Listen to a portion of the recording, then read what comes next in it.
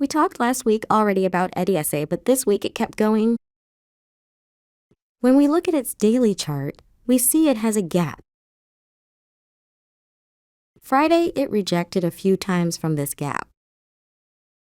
Monday, it rejected again.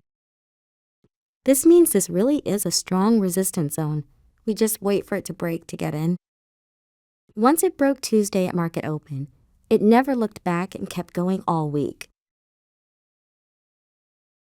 For a more than 150% play, was this one of the easiest plays of the week. Another even bigger and quicker gap play was VCIG. When you take a look at VSIG's daily chart, you see it had a very recent gap from $11.40 to $11.17. Once volume came in, it gained our attention Wednesday pre-market. Once it broke the gap level, we got in. A bit high, but we knew if this gets volume, it can move big. It went back to the gap level and even went under it for 1 minute. But the next candle was strong, so we didn't close our position yet. Even if we would have closed our position, we would have gotten in the next candle when it broke the gap again. This time it kept going up for an 150% plus move in less than an hour. The rejection zone at the low 30s wasn't just a random place it rejected. This was a really strong resistance zone when you take a look at its daily chart. Firstly, it used this area more than 5 times as support. Secondly, it used it 1 time as strong resistance. So, these are many times it rejected the zone, which means it is a really strong zone. The final gap play was a more riskier one. The oil play of the week, BATL. Battle made huge moves Monday and Tuesday. By making these moves, it created a gap from Monday to Tuesday. This is a huge gap, which means our risk is also really big. Because we play the breakout of the gap and set our stop loss below the low of the gap. This is an almost minus 40% here. So we just play with less money than normal, so we lose the same amount of money as usual. Wednesday, it broke the gap, so we got in. Almost immediately after we got in, it went back inside the gap. Don't stress, just stick to the plan. In after hours and in pre-market Thursday, it kept consolidating above $15. It started moving up again right before market open Thursday. Once it broke the gap again, we doubled our position. This time it didn't go down, but went up for a more than 20% move.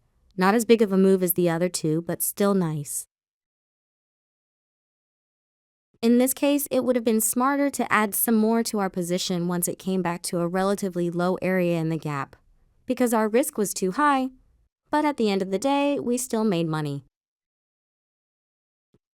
Before we take a look at an interesting play for next week, we want to take a quick look at TURB. This one had a nice inside bar structure being formed Wednesday. $2.34 was the level to keep on watch, with a stop loss below $1.62. In after hours, it already broke this level, but as we told you last week, we don't like after hours, so we only got in small. It popped at the start of pre-market, but went down after. It consolidated into open. Then we broke the level again at market open.